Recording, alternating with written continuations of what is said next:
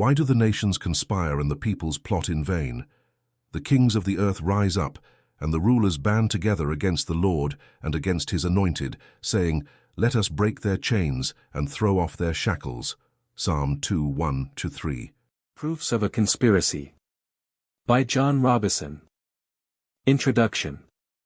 Being at a friend's house in the country during some part of the summer 1795, I there saw a volume of a German periodical work, called Religionsbegebenheiten, i.e. religious occurrences, in which there was an account of the various schisms in the fraternity of Freemasons, with frequent allusions to the origin and history of that celebrated association. This account interested me a good deal, because, in my early life, I had taken some part in the occupations, shall I call them, of Freemasonry. And having chiefly frequented the lodges on the continent, I had learned many doctrines, and seen many ceremonials, which have no place in the simple system of Freemasonry which obtains in this country. My Masonic rank admitted me to a very elegant entertainment in the female Loge de la Fidelite, where every ceremonial was composed in the highest degree of elegance, and everything conducted with the most delicate respect for our fair sisters. And the old song of brotherly love was chanted in the most refined strain of sentiment. I do not suppose that the Parisian Freemasonry of 45 degrees could give me more entertainment. I had profited so much by it, that I had the honor of being appointed the brother orator. In this office I gave such satisfaction, that a worthy brother sent me at midnight a box, which he committed to my care, as a person far advanced in Masonic science, zealously attached to the order, and therefore a fit depositary of important writings. I learned next day that this gentleman had found it convenient to leave the empire in a hurry, but taking with him the funds of an establishment of which Her Imperial Majesty had made him the manager. I was desired to keep these writings till he should see me again. I obeyed. About 10 years afterward I saw the gentleman on the street in Edinburgh, conversing with a foreigner. As I passed by him, I saluted him softly in the Russian language, but without stopping, or even looking him in the face. He colored, but made no return. I endeavored in vain to meet with him, intending to make a proper return for much civility and kindness which I had received from him in his own country. I now considered the box as accessible to myself, and opened it. I found it to contain all the degrees of the Parfait Mécanicossois, with the rituals, catechisms, and instructions, and also 4 other degrees of Freemasonry, as cultivated in the Parisian lodges. I saw adventurers coming to a city, professing some new secret, and in a few days forming new lodges, and instructing in a troublesome and expensive manner hundreds of brethren. German. I want to talk about our common responsibilities in the face of a common danger. The events of recent weeks may have helped to illuminate that challenge for some, but the dimensions of its threat have loomed large on the horizon for many years. Whatever our hopes may be for the future, for reducing this threat or living with it, there is no escaping either the gravity or the totality of its challenge to our survival and to our security. A challenge that confronts us in unaccustomed ways in every sphere of human activity. This deadly challenge imposes upon our society 2 requirements of direct concern, both to the press and to the President. 2 requirements that may seem almost contradictory in tone, but which must be reconciled and fulfilled if we are to meet this national peril. I refer first to the need for far greater public information, and second, to the need for far greater official secrecy.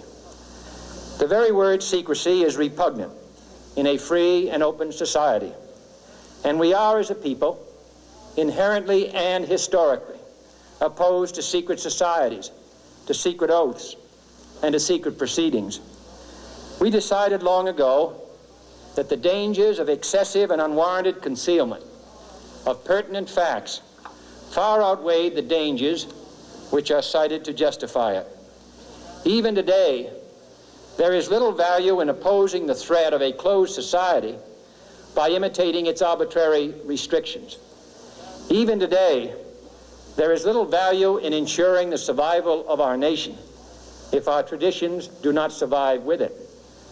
And there is very grave danger that an announced need for increased security will be seized upon by those anxious to expand its meaning to the very limits of official censorship and concealment. That I do not intend to permit to the extent that it's in my control. And no official of my administration, whether his rank is high or low, civilian or military, should interpret my words here tonight as an excuse to censor the news, to stifle dissent, to cover up our mistakes, or to withhold from the press and the public the facts they deserve to know. But I do ask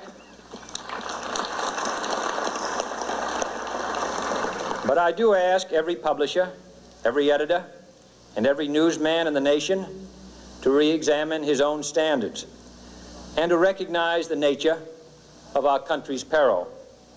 In time of war, the government and the press have customarily joined in an effort based largely on self-discipline to prevent unauthorized disclosures to the enemy. In times of clear and present danger, the courts have held that even the privileged rights of the First Amendment must yield to the public's need for national security. Today, no war has been declared, and however fierce the struggle may be, it may never be declared in the traditional fashion. Our way of life is under attack. Those who make themselves our enemy are advancing around the globe. The survival of our friends is in danger, and yet no war has been declared. No borders have been crossed by marching troops. No missiles have been fired. If the press is awaiting a declaration of war before it imposes the self-discipline of combat conditions, then I can only say that no war ever posed a greater threat to our security. If you are awaiting a finding of clear and present danger, then I can only say that the danger has never been more clear, and its presence has never been more imminent. It requires a change in outlook, a change in tactics, a change in missions by the government, by the people, by every businessman or labor leader, and by every newspaper. For we are opposed around the world by a monolithic and ruthless conspiracy that relies primarily on covert means for expanding its sphere of influence, on infiltration instead of invasion, on subversion instead of elections, on intimidation instead of free choice, on guerrillas by night instead of armies by day. It is a system which has conscripted vast human and material resources into the building of a tightly knit, highly efficient machine that combines military, diplomatic, intelligence, economic, scientific, and political operations. Its preparations are concealed, not published. Its mistakes are buried, not headlined. Its dissenters are silenced, not praised. No expenditure is questioned, no rumor is printed, no secret is revealed. It conducts the Cold War, in short, with a wartime discipline no democracy would ever hope or wish to match. Nevertheless, every democracy recognizes the necessary restraints of national security. And the question remains whether those restraints need to be more strictly observed if we are to oppose this kind of attack as well as outright invasion. For the facts of the matter are that this nation's foes have openly boasted of acquiring through our newspapers information they would otherwise hire agents to acquire through theft, bribery, or espionage. That details of this nation's covert preparations to counter the enemy's covert operations have been available to every newspaper reader, friend and foe alike. That the size, the strength, the location, and the nature of our forces and weapons, and our plans and strategy for their use, have all been pinpointed in the press and other news media to a degree sufficient to satisfy any foreign power, and that in at least one case, the publication of details concerning a secret mechanism whereby satellites were followed required its alteration at the expense of considerable time and money. The newspapers which printed these stories were loyal, patriotic, responsible, and well-meaning. Had we been engaged in open warfare, they undoubtedly would not have published such items. But in the absence of open warfare, they recognized only the tests of journalism and not the tests of national security. And my question tonight is whether additional tests should not now be adopted. That question is for you alone to answer. No public official should answer it for you. No governmental plan should impose its restraints against your will. But I would be failing in my duty to the nation in considering all of the responsibilities that we now bear and all of the means at hand to meet those responsibilities if I did not commend this problem to your attention and urge its thoughtful consideration. On many earlier occasions I have said, and your newspapers have constantly said, that these are times that appeal to every citizen's sense of sacrifice and self-discipline. They call out to every citizen to weigh his rights and comforts against his obligations to the common good. I cannot now believe that those citizens who serve in the newspaper business consider themselves exempt from that appeal. I have no intention of establishing a new Office of War Information to govern the flow of news. I am not suggesting any new forms of censorship or new types of security classifications. I have no easy answer to the dilemma that I have posed and would not seek to impose it if I had one. But I am asking the members of the newspaper profession and the industry in this country to re-examine their own responsibilities, to consider the degree and the nature of the present danger, and to heed the duty of self-restraint which that danger imposes upon us all. Every newspaper now asks itself, with respect to every story, is it news? All I suggest is that you add the question, is it in the interest of national security? And I hope that every group in America, unions and businessmen and public officials at every level, will ask the same question of their endeavors and subject their actions to this same exacting test. And should the press of America consider and recommend the voluntary assumption of specific new steps or machinery, I can assure you that we will cooperate wholeheartedly with those recommendations. Perhaps there will be no recommendations. Perhaps there is no answer to the dilemma faced by a free and open society in a cold and secret war. In times of peace, any discussion of this subject and any action that results are both painful and without precedent. But this is a time of peace and peril which knows no precedent in history. It is the unprecedented nature of this challenge that also gives rise to your second obligation, an obligation which I share, and that is our obligation to inform and alert the American people, to make certain that they possess all the facts that they need and understand them as well, the perils, the prospects, the purposes of our program, and the choices that we face. No president should fear public scrutiny of his program, for from that scrutiny comes understanding, and from that understanding comes support or opposition, and both are necessary. I am not asking your newspapers to support an administration, but I am asking your help in the tremendous task of informing and alerting the American people. For I have complete confidence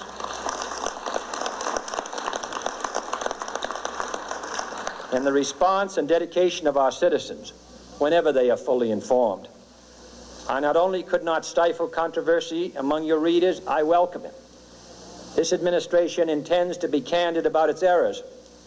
For as a wise man once said, an error doesn't become a mistake until you refuse to correct it.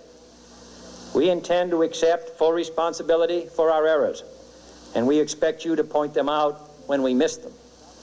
Without debate, without criticism, no administration and no country can succeed, and no republic can survive.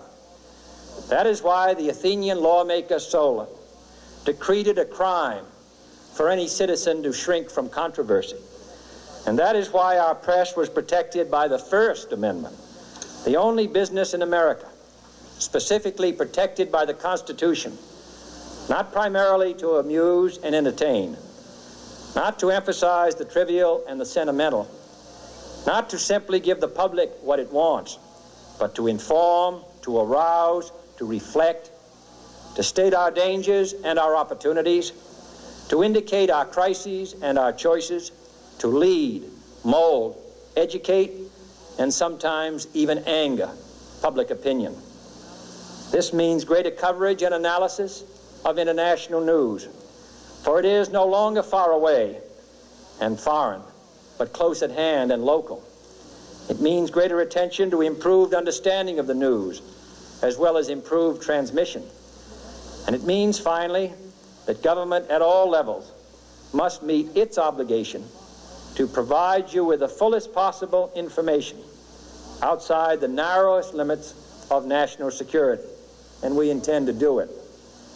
It was early in the 17th century that Francis Bacon remarked on three recent inventions already transforming the world: the compass, gunpowder, and the printing press. Now the links between the nations, first forged by the compass, have made us all citizens of the world, the hopes and threats of one becoming the hopes and threats of us all. In that one world's effort to live together, the evolution of gunpowder to its ultimate limit has warned mankind of the terrible consequences of failure. And so it is to the printing press, to the recorder of man's deeds, the keeper of his conscience, the courier of his news, that we look for strength and assistance, confident that with your help, man will be what he was born to be, free and independent. A vital element in keeping the peace is our military establishment.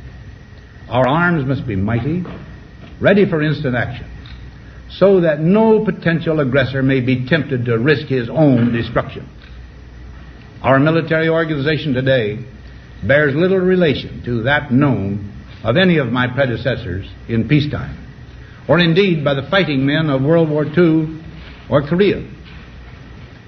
Until the latest of our world conflicts, the United States had no armaments industry. American makers of plowshares could, with time and as required, make swords as well. But we can no longer risk emergency improvisation of national defense.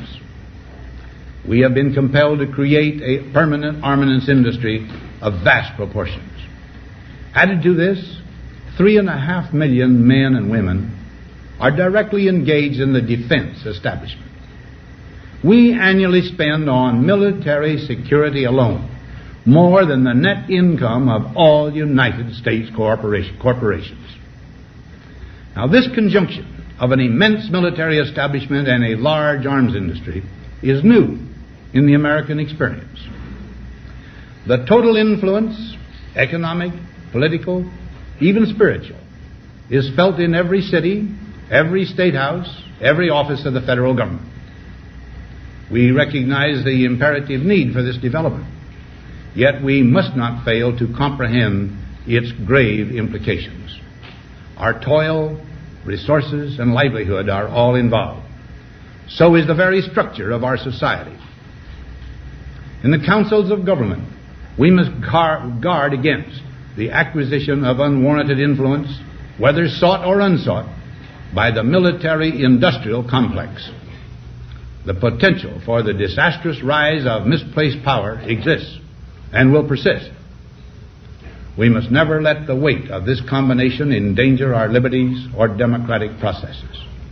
We should take nothing for granted.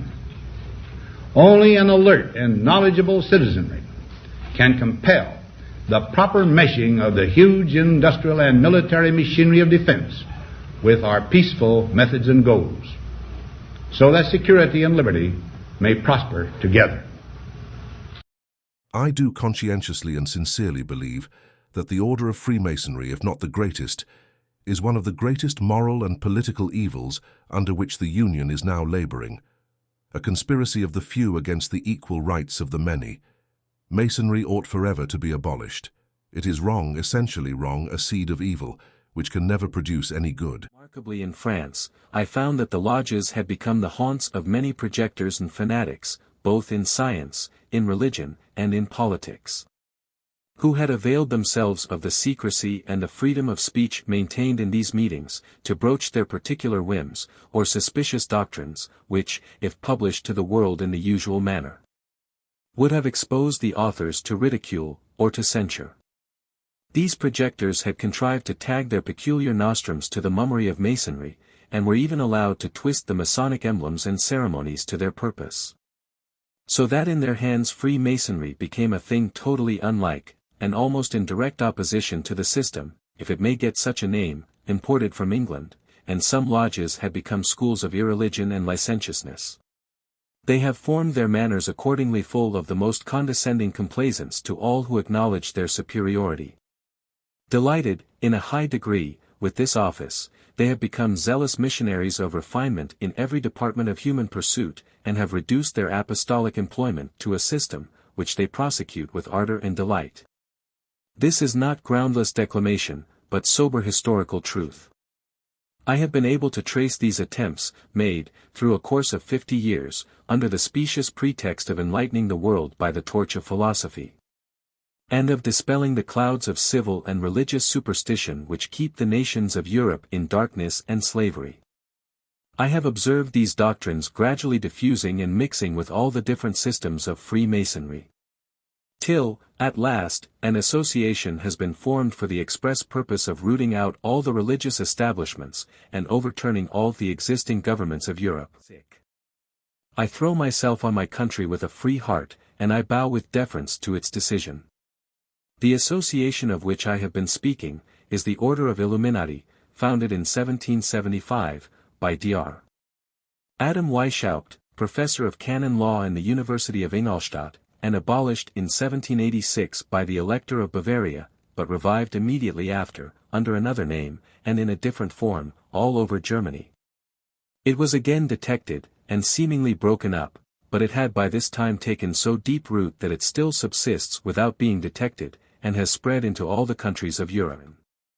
I have met with many particular facts, which convince me that this use had been made of the meetings of Masons, and that at this time the Jesuits interfered considerably, insinuating themselves into the lodges, and contributing to increase that religious mysticism that is to be observed in all the ceremonies of the order.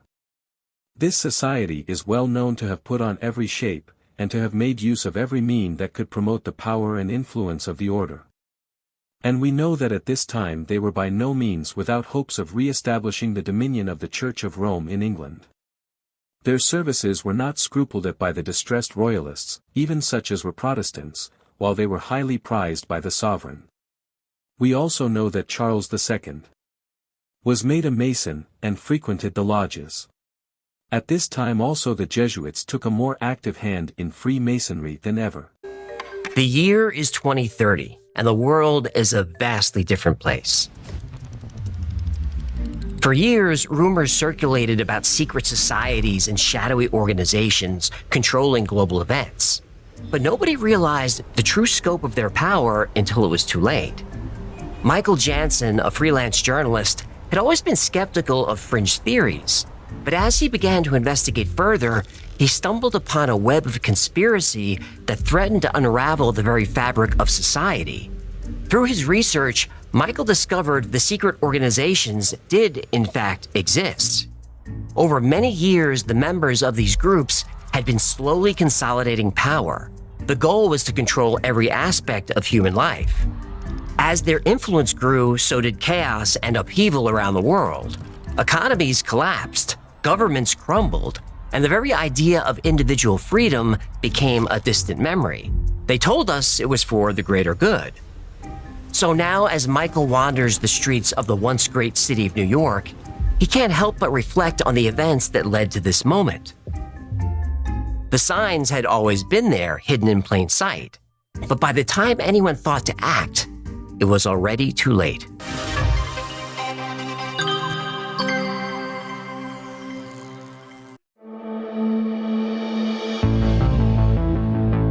A luxurious hotel in the Swiss Alps becomes a fortress. A convoy of limousines delivers world leaders, billionaires, even royalty. Names like Kissinger, Merkel, Zuckerberg, Soros, Gates, the power brokers of the world. This is the annual Bilderberg meeting. Well, Bilderberg claims it's just a forum to discuss issues concerning Europe and the United States. They don't keep minutes or meeting logs. Press is not allowed. No public statements are made. Members are sworn to silence. Why? The Bilderberg Group wants to create a single global surveillance state with one currency and a compliant media. It is impossible not to reach the conclusion that the non-reporting of these events is anything other than a conspiracy between the organisers and the media. It merely confirms the belief of many that the hidden agenda and purpose of the Bilderberg Group is to bring about undemocratic world government. World government, world government, world government. If you look closely, you'll see hints, if not blatant evidence of this. Major world events often follow Bilderberg meetings. Brexit shocked the world, but Bilderberg discussed it weeks before. The COVID-19 pandemic emerged after talks about China and a stable strategic order. We have a new name for the coronavirus. The World Health Organization has officially called it COVID-19. Climate change is a popular topic at Bilderberg meetings. They want more regulations, a carbon tax, a carbon credit system. Is their concern for the environment genuine, or do they want to reshape the global economy? Social media censorship and the concern for, quote, misinformation intensified post-Bilderberg. Coincidence, or an intentional way to control the narrative? In 2008, an unusually high number of bank executives attended. Months later, the global economy nearly collapsed. Major news overnight: House and Senate negotiators have reached agreement on a massive plan to bail out imperiled financial markets. Government spent $15 trillion bailing out banks and corporations. Wealthy executives received bonuses while taxpayers footed the bill. The numbers are in. Wall Street firms are setting aside close to $20 billion for bonuses and compensation benefits. Goldman Sachs, experiencing a spectacular rebound post-government bailout, has already spent nearly $12 billion this year. Did you ever get a thank you note from B of A, Wells Fargo, or Chase? Nope. Yeah, neither did I. Nobody was ever held accountable for that. But cryptocurrencies like Bitcoin emerged in the aftermath of the crisis and changed the financial landscape. Finally, everybody from rich to poor had access to a currency that didn't rely on corrupt corporations, banks, or governments. All you need is a smartphone and an internet connection to set up a digital wallet and start transacting. Cryptocurrency is a transparent, equitable financial system with no centralized control. But it's the exact opposite of the Bilderberg plan. The Bilderbergers support digital currency, except, of course, they want to control it. They say their oversight will reduce crime and streamline transactions. Okay. Artificial intelligence has been a hot topic at Bilderberg. Suddenly, AI development and investment have exploded. Right now, they are considering an investment of $10 billion. This, of course, as ChatGPT is a bit of a talk of the town, if you will. But are these innovations meant to help the public or control it? If Bilderberg wants to create a one-world government, they'll need influential people to execute their plans. They'll need politicians, especially ambitious politicians. Ambitious people are easy to manipulate, and that's a major component of the Bilderberg Group: recruitment. Recruitment for something even bigger. Revelation chapter 13, verses 11 through 18. And I beheld another beast coming up out of the earth, and he had 2 horns like a lamb, and he spake as a dragon. And he exerciseth all the power of the first beast before him, and causeth the earth and them which dwell therein to worship the first beast, whose deadly wound was healed.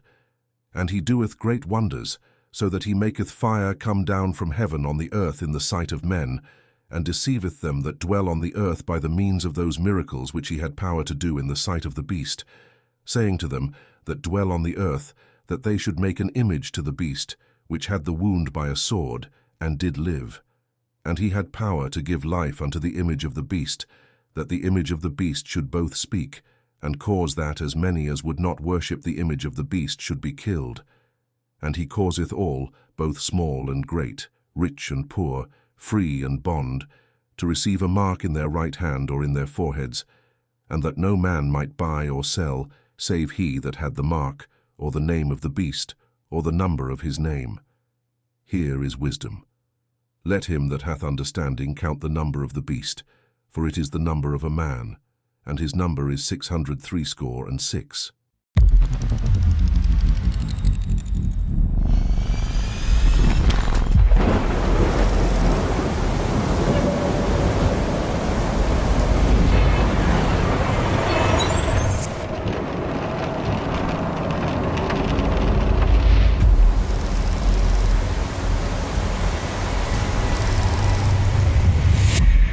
Michael Jansen hunched over his desk, engulfed by a sea of newspaper clippings and the eerie glow of multiple screens.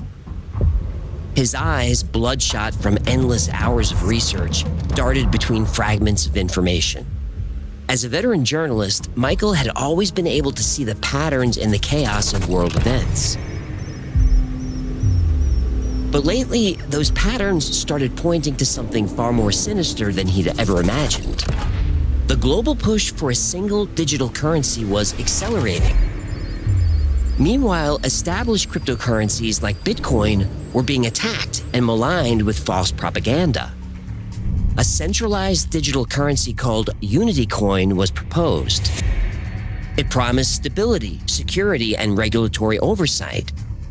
But Bitcoin was already stable, secure, and regulated. So why did we even need Unity Coin?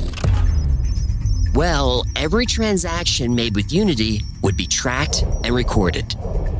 Each purchase, no matter how mundane, would contribute to a comprehensive digital profile of the user.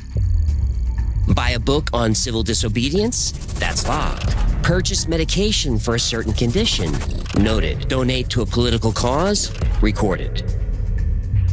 Over time, the records of these purchases would create a very accurate digital fingerprint of an individual's habits, beliefs, and potential actions. The algorithm could predict with terrifying accuracy whether someone was likely to participate in a protest based solely on their digital fingerprint. The implications were chilling. If certain items or patterns of consumption were deemed dangerous to the New World Order, individuals could suddenly be cut off from the Unity Coin system, effectively rendering those people economic outcasts. But the surveillance didn't stop there. Law enforcement agencies could potentially use these digital profiles to justify searches and arrests. If your digital fingerprint were similar to people considered threats to the state, you would be considered suspicious and guilty by algorithmic association. We were told that our civil liberties were being eroded under the guise of security and public health. The recent Global Harmony Act was a big red flag for Michael. As Michael connected these dots, he couldn't shake the feeling that these events were connected, somehow tied to the secretive meetings of groups like Bilderberg, the push for global governance, the consolidation of the media, and even the shifts in education. From grade school through college, students were being subtly indoctrinated to acquiesce to this new world. To Michael, these all seemed to be pieces of a larger puzzle, pointing towards centralization of control. In his mind, he heard the voice of his editor over and over. Stick to the facts, Michael, stick to the facts. But as he stared at his evidence board, red strings crisscrossing between seemingly unrelated events, Michael knew that sometimes the truth lurked in the spaces between the facts, in the patterns that emerged from the chaos. He also knew that sometimes chaos was just chaos. Was he on the verge of uncovering the story of the century? A vast conspiracy that threatened the very foundations of individual freedom? Or was he losing himself in a labyrinth of his own making, seeing connections where none existed? Had he become another one of those, quote, conspiracy theorists? Maybe. Still, Michael Jansen couldn't shake the feeling that he was standing on the precipice of a world-altering revelation. But in a world where the line between truth and paranoia was becoming increasingly blurred, could he trust his instincts? He knew the answer, of course, and it terrified him. Because that answer could change everything.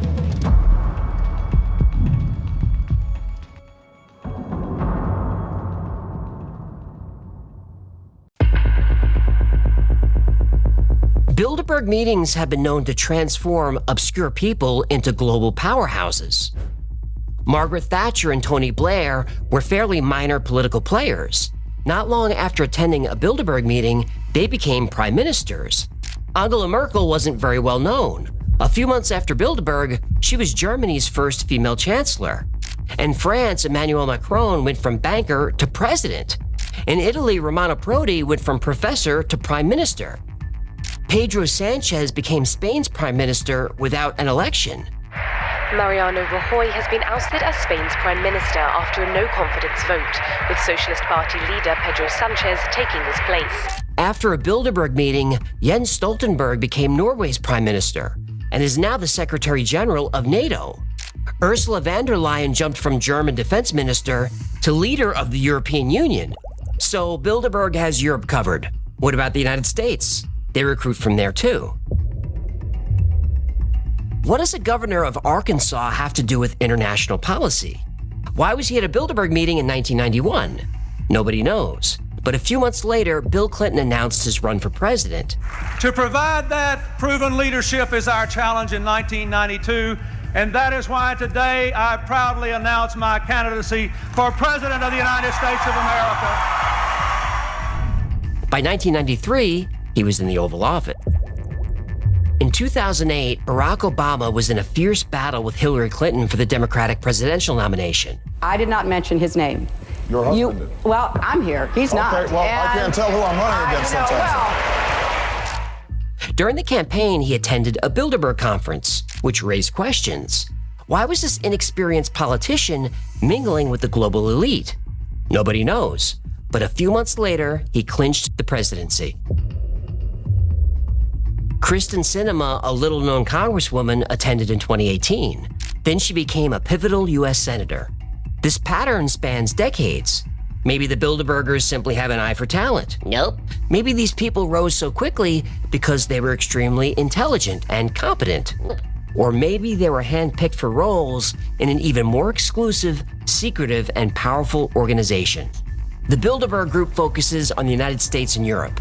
But to create a one-world government, you'll need to influence nations around the world. It's been rumored that Bilderberg is a vetting process, an audition for a role in an organization that nobody really knows about, but has tremendous global influence, the Trilateral Commission.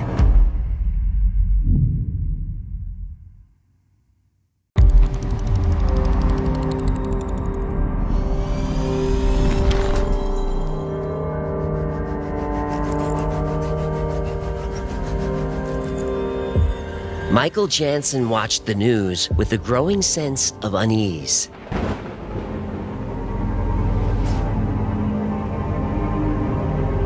In just 2 years, the world had transformed into something he barely recognized.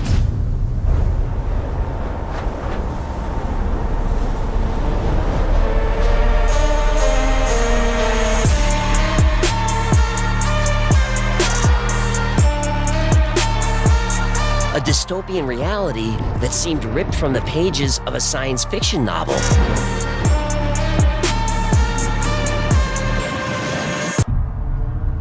The global digital currency, Unity Coin, was now the dominant form of exchange. Those who resisted found themselves increasingly marginalized, unable to access basic services. National borders, once fiercely defended, were dissolving. The newly formed Global Council now held more sway than the old UN ever did. Michael's investigations into its members had revealed a web of connections to corporate giants and shadowy think tanks, confirming his worst suspicions about the true nature of this New World Order.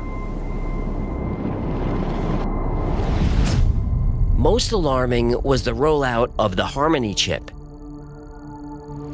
This subdermal implant, no larger than a grain of rice, was being hailed as a miracle of modern technology. It provided better health and security, where your vital signs were constantly monitored, your location always known, and your identity impossible to steal. Though not mandatory, social pressure to adopt it was intense.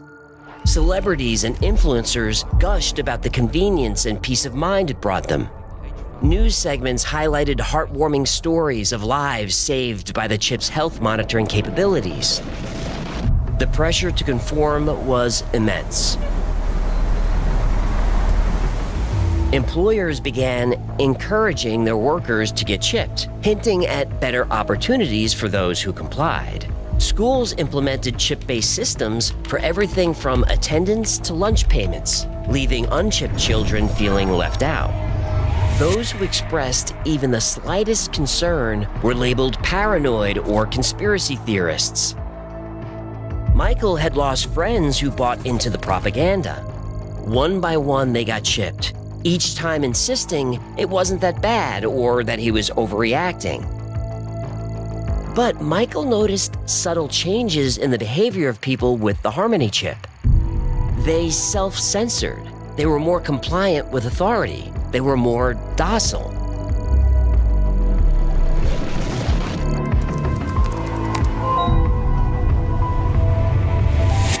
One day, an email from a whistleblower revealed to Michael the true nature of the Harmony chip. It wasn't just a passive tracking device. It could influence mood and behavior by causing the body to release certain hormones and chemicals. This could become the ultimate tool of control. As Michael included these latest findings in his story, colleagues had warned him to back off. He'd noticed an unmarked van parked up the street from his apartment. He knew he was under surveillance, but Michael couldn't stop. He was on to something big, something that threatened the freedom of everyone on Earth. Michael was reeling from hours and hours of disturbing rabbit holes and anonymous whistleblowers. He couldn't shake the feeling that time was running out. But he was exhausted. He had to call it a night. As was his routine, he encrypted his research and put the files on his portable drive. Next, he sent the files to his anonymous email address. But anonymous didn't mean what it used to. Sooner or later, his files would be found. And as he hit send, Michael wondered how much time he had left before they came for him.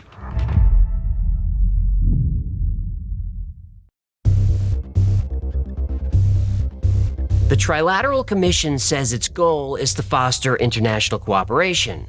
But there's evidence of a darker agenda, the creation of a global government controlled by a select few. They've actually admitted to this.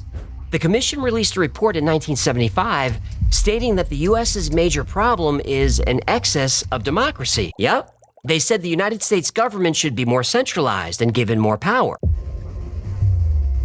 To create a one-world government, you need to remove borders and erode national sovereignty. The Commission believes nation-states are outdated. Governments could solve problems more efficiently through integration and interdependence. The European Union has the Commission's fingerprints all over it. The Trilateral Commission wants free trade everywhere. Why? To promote economic integration and interdependence. Using a single currency also helps. Created in 1999, the euro is now the official currency of 20 countries and accepted in 13 more. Trilateral Commission members and associates also have their fingerprints all over the 2008 financial crisis. Here are some key players: Robert Rubin, Timothy Geithner, Henry Paulson, and Lawrence Summers, all former bankers and hedge fund managers, and U.S. Treasury secretaries, plus Ben Bernanke and Paul Volcker. Both were chairmen of the Federal Reserve. By the way, a few of those same men orchestrated the bailout. I think this is the most significant financial crisis in the post-war period. There are fears the sell-off will continue on Wall Street. I'm going to be continuing to consult with congressional leaders to find a way forward to get something done as soon as possible. We need to get something done. But it sounds like a calculated move to consolidate wealth and power. Goldman Sachs, earns $2.3 billion last year. They received $10 billion in taxpayer funds, which we should say they've already paid off. But then they paid out $4.8 billion in bonuses, more than twice what they took in. The numbers are in. Wall Street firms are setting aside close to $20 billion for bonuses and compensation benefits. The four top executives of Merrill Lynch took home $121 million in bonuses, Heidi, even as the company lost more than $15 billion in the quarter. But the Commission's favorite tool for controlling the world's economy? Climate change.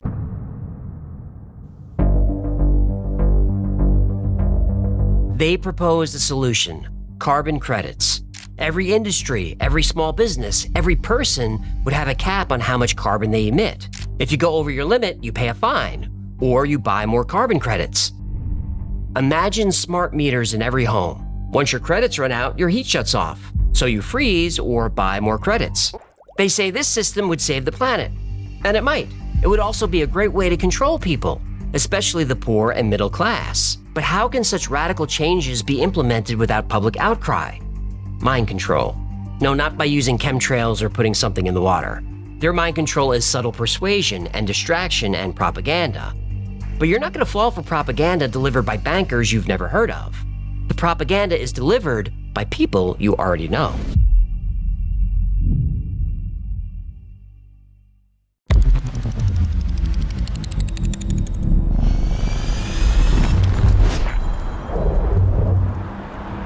Citizens, if you are not chipped, you aren't just hurting yourself, you're hurting everyone around you.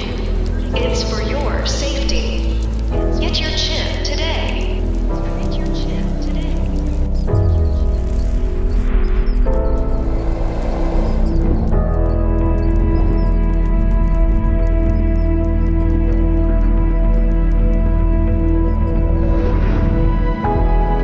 Michael Jansen huddled in his safe house, surrounded by humming servers and dead drops from his network of whistleblowers. The world outside had become almost unrecognizable. The Harmony chip was now everywhere. The unchipped were outcasts. Without the chip, life was difficult. You couldn't enter a store, board public transport, or even access your own home without the chip signal. Healthcare was off limits, and finding employment was impossible.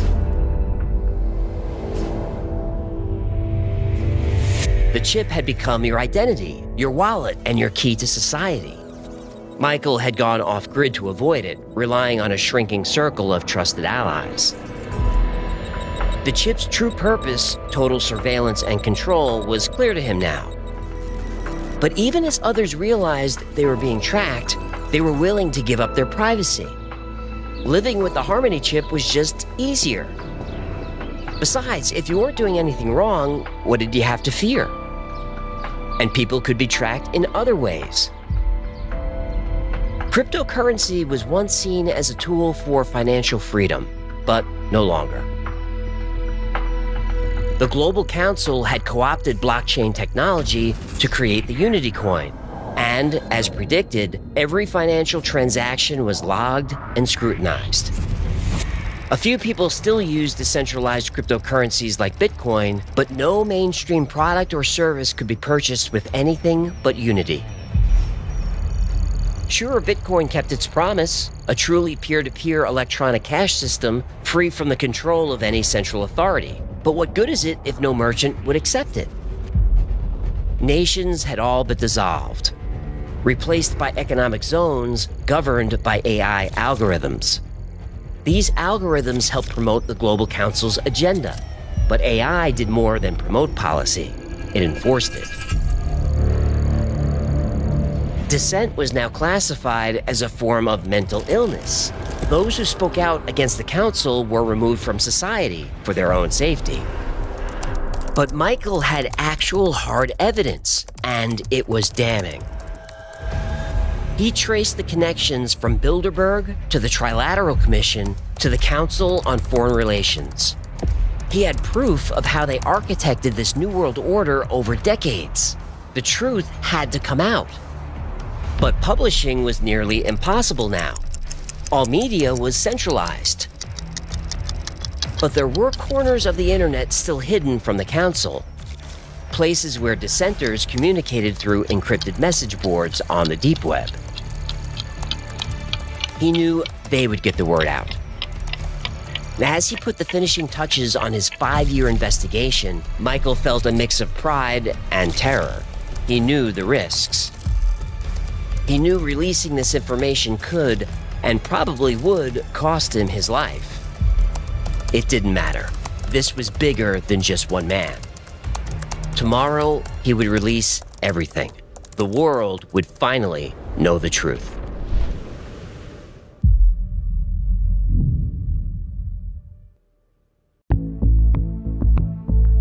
The Council on Foreign Relations, or CFR, has been described as the most powerful private organization in the United States. It influences every level of American government, media, and academia. Its membership is full of power brokers, former presidents, secretaries of state, CIA directors, Federal Reserve chairs, and media billionaires. Some are also members of the Trilateral Commission. Others are also members of Bilderberg. A few are members of all three groups, including architects of the 2008 bailout. The Council's stated mission is to be a resource for understanding foreign policy. The Council on Foreign Relations is an unbiased, unvarnished view of policy. But its true purpose seems more profound. Shape American foreign policy in service of a one-world government. The CFR supports international bodies like the UN and the World Bank. It supports SDRs, or special drawing rights. SDRs are a universal currency. IMF members have access to unconditional liquidity. Unconditional liquidity. The CFR exists, the Trilateral Commission exists, and it's a, quote, conspiracy of ideas. This is an ideological battle. Some people believe in globalism, others of us believe in national sovereignty. Like Bilderberg and Trilateral, CFR promotes free trade that benefits multinational corporations. They push for military interventions that serve the interests of the military-industrial complex. On my orders, coalition forces have begun striking selected targets of military importance to undermine Saddam Hussein's ability to wage war. These are opening stages of what will be a broad and concerted campaign.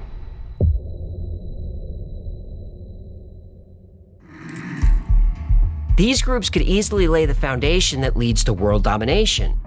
But you can't win hearts and minds on a platform of world domination. The CFR's reach extends beyond politics. Its reach includes Hollywood. Movie stars can shape minds. A famous trusted face can help craft a narrative. They'll use phrases like global unity and global community to make a one-world government seem perfectly normal. If you want to live in a society that is receptive to new people and ideas and commerce and travel and globalization.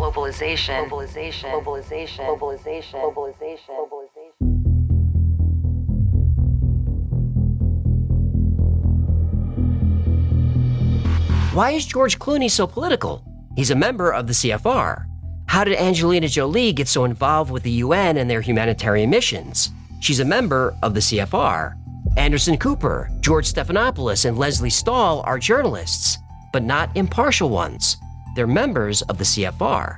Now, before you start screaming that the Council on Foreign Relations sounds like a left-wing group, know that Dick Cheney is a member.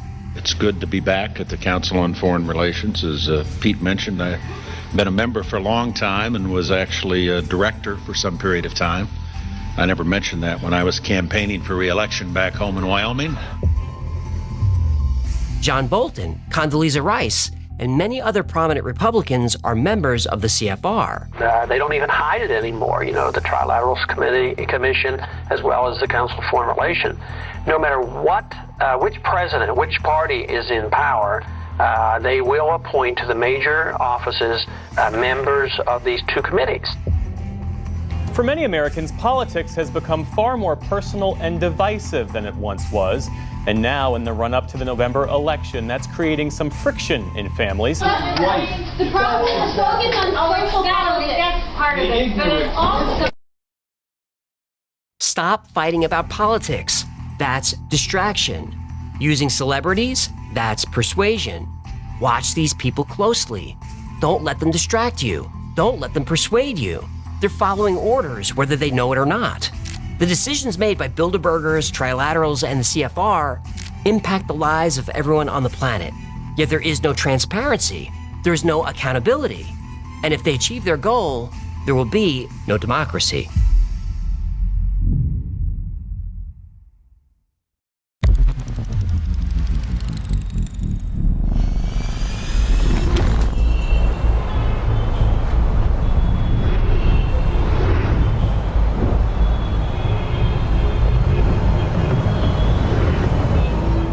Michael Jansen shuffled through the puddled streets of New York City. He turned up his collar against the biting wind. This once vibrant metropolis now felt like a ghost town. The towering skyscrapers looked old and tired. Streets were nearly empty. But the skies above were not. Surveillance drones kept a close watch on everything below. Billboards, once used for advertising, now flashed the latest government directives. It had been 2 years since he'd released his expose, and 1 year since the Great Reset. Michael hated that term. The reset was just the final consolidation of power by the global elite. He remembered the day he uploaded his findings to the deep web, and for a brief moment, it seemed like the world would change.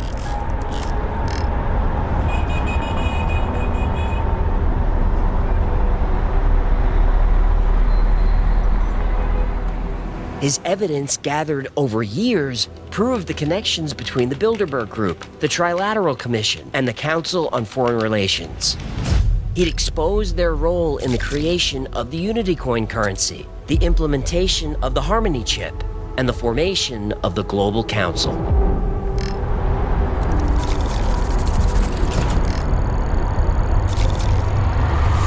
For a few weeks, the world was chaos. Protests erupted everywhere, but the response was swift and brutal. The Global Council declared a state of emergency.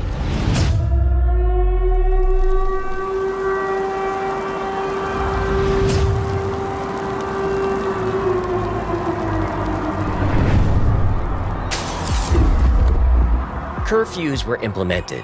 Stay-at-home orders were enforced. Dissent was criminalized. Those who spread misinformation, including Michael's actual evidence, were not just conspiracy theorists. They were labeled threats to democracy. The irony made him furious. Michael proved that democracy had been replaced by authoritarianism, yet he was the threat. The candidates in the last election, if you can call it that, were members of or supported by the Global Council, the group he'd publicly exposed. The illusion of choice remained, but the outcome was predetermined. Michael's wristband buzzed. He glanced at it as it changed from purple to orange, and then he sighed. His social credit score had dropped again. He needed to be careful. Once your score dipped below a certain level, you were taken to a re-education facility. This was, as always, for your own safety. Michael's stomach growled. But without the Harmony chip, no restaurant would take him.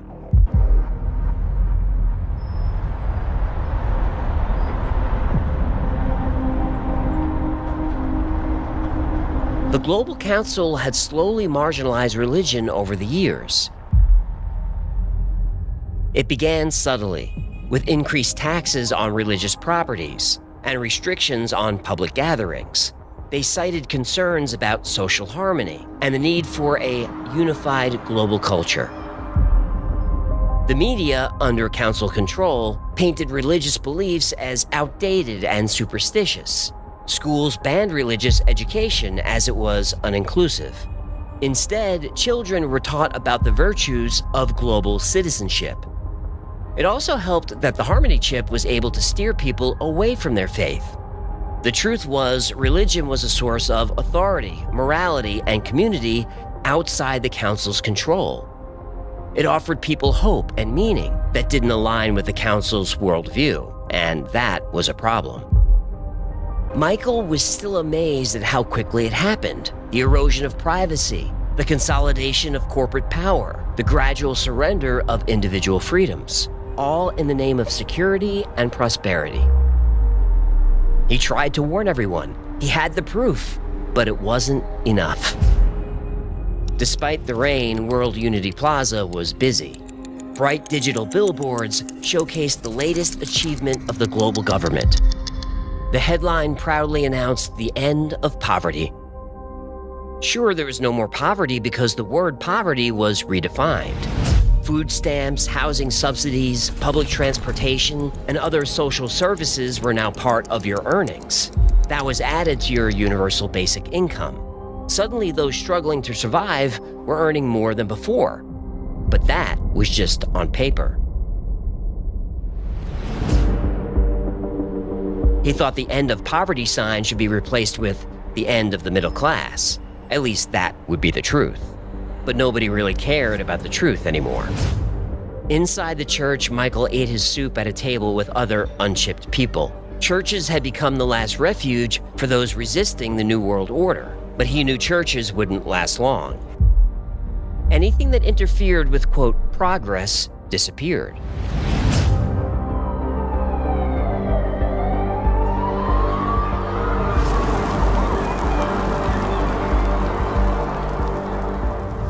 Michael sounded the alarm and presented his evidence, but it only accelerated the elite's plans.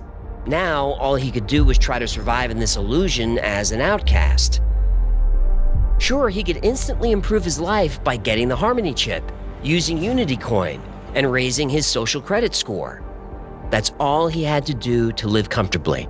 He just wasn't willing to pay the cost.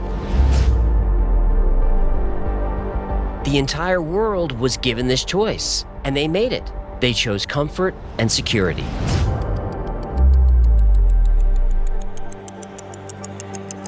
And all it cost them was freedom.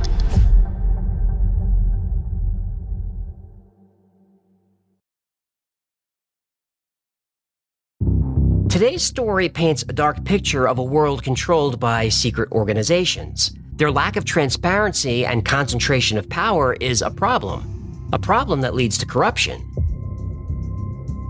Members bounce from government to media to think tanks and back again. How can an anchor report the news honestly if their last job was at the White House? They can't, and they don't. Look, cable news isn't news, it's entertainment. Left or right, it doesn't matter. They don't tell you the truth. They're paid to regurgitate propaganda coming from corporate and political leadership. They want you to argue with your family and your neighbors. While you're on Facebook or Twitter bickering over politics, you're not really paying attention. But here's a little secret. Luke chapter 11, verse 18. If Satan also be divided against himself, how shall his kingdom stand? The people within these powerful groups, regardless of party or ideology, don't hate each other. They work together. They push for centralized global power and interventionism. Interventionism means war, by the way. They say their policies will bring prosperity and stability, but all we've seen is rising inequality and war after war. Their policies have failed. For decades, they've controlled foreign policy. They've created a system that intermingles public and private interests to benefit a select few at the expense of the rest of us. American people had to bail out AIG, but most Americans still lost 40 to 50% of their retirement plans. If we had not made that action, they would have lost 70%. They say short-term sacrifices must be made for a better future. A better future for who? In 1970, the top 10% of the U.S. population earned 30% of total income. Now they earn almost 50%. In 1970, they owned 60% of total wealth. Now they own almost 80%. That's why I kept talking about the 2008 financial crisis. My parents lost half their retirement savings. Regular people got hurt. More big-name companies made plans to shed workers. The bank that got billions in free money from the taxpayers then turns around, cuts off credit to a local business, and then won't authorize workers to get a penny upon leaving with 3 days' notice. We're outraged. Crisis was caused by Wall Street greed and corrupt regulators who were members of these groups. They crashed the system and we had to bail them out. This is mom and pop. Grocery stores don't get this break. When they make bad financial decisions, they go out of business. But the rich and famous Wall Street, New York City fat cats expect Joe's six-pack to buck it up and pay for all this nonsense. We were told they're too big to fail. We could lose our homes. The economy could collapse. We have to bail out the banks, insurance companies, big car manufacturers. And those companies were saved. And wealthy executives got even wealthier. Bear with me for a second. Our taxes funded these bonuses. James Gorman of Morgan Stanley got a $4.9 million bonus. John Stump, Wells Fargo, almost $6 million. Lloyd Blankfein, Goldman Sachs, $9 million. John Thain, Merrill Lynch, $15 million bonus. Kenneth Chenault, American Express, almost $19 million. Vikram Pandit, Citigroup, $24 million. Jamie Dimon, JP Morgan Chase, $29 million. Robert Kelly, Bank of New York Mellon, $35 million. Lawrence M. Small, Fannie Mae, almost $43 million. While regular people lost their homes, savings, and retirement accounts, Citigroup cut Andrew Hall a bonus check for $100 million. I just read you the top 10 list. In total, about $20 billion was paid to bankers as bonuses after the bailout. Every executive and politician involved in that crisis should have gone to prison. Instead, they bought more homes, yachts, and private planes, and we paid for it.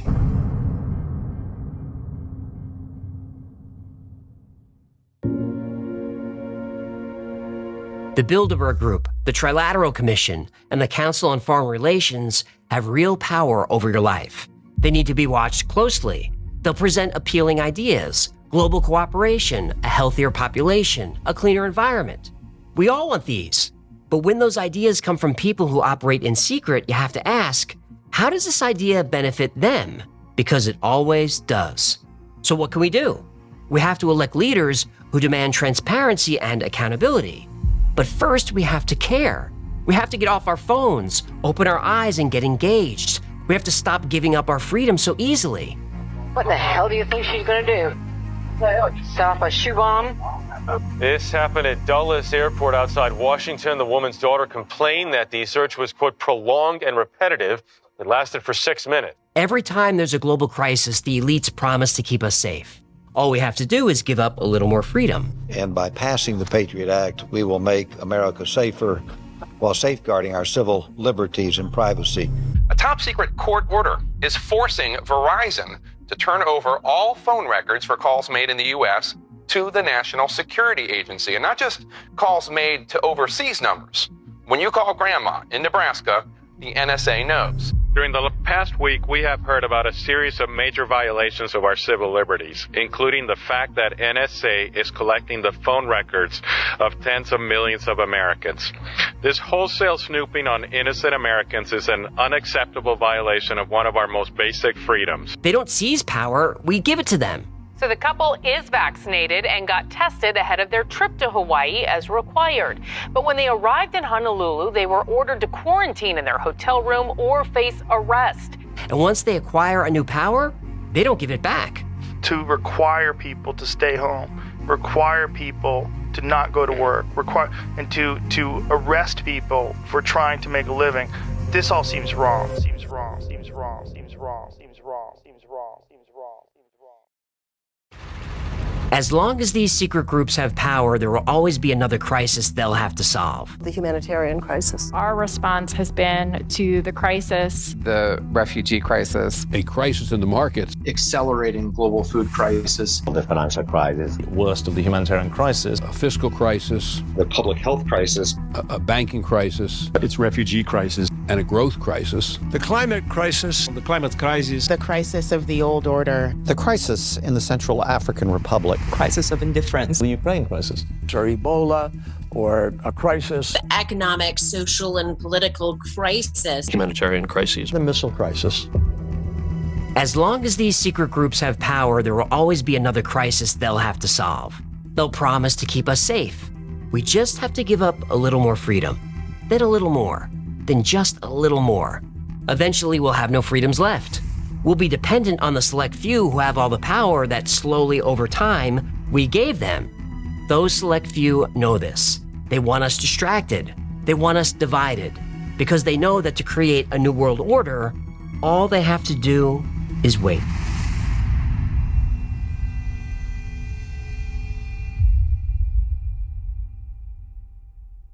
Imagine what can be and be unburdened by what has been, you know?